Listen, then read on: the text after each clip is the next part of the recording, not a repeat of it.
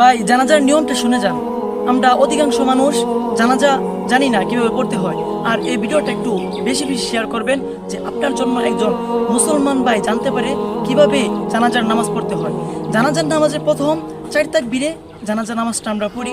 প্রথম তাকবীরে আমরা সানা পড়বো, নামাজে যে ছানাটা পড়ি ওই ছানাটাই পড়বো, কিন্তু একটু একটা আয়াত এটা বেশি পড়বো, অজাল্লা সানা উকা, এই আয়াতটা একটু বেশি পড়বো।